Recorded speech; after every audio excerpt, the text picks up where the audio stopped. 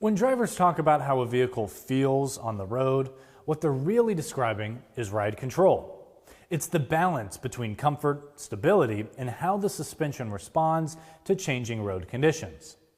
That balance hasn't always been easy to achieve, however. Let's talk about how ride control has changed and what that means in today's service bay next.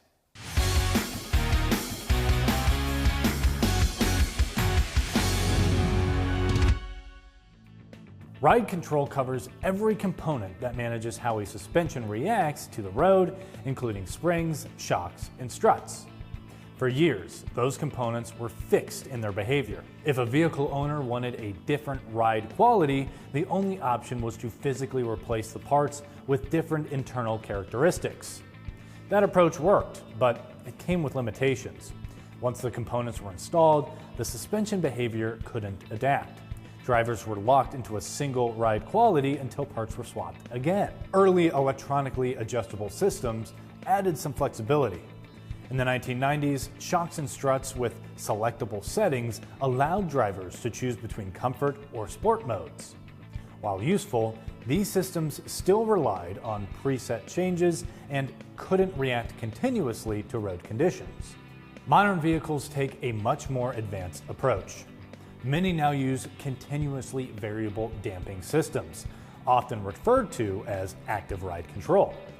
These systems adjust damping characteristics in real time using electronically controlled valving inside the shock or strut.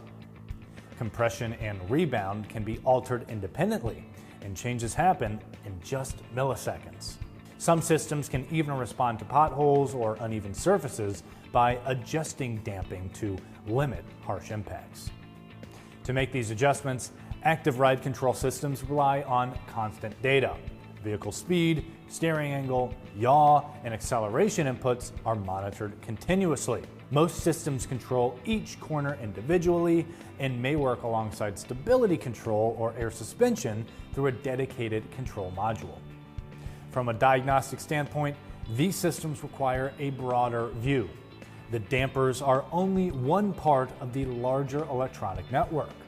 While they still fail mechanically, accurate diagnosis depends on scan tool communication and following manufacturer-specific procedures. Traditional bounce tests no longer apply.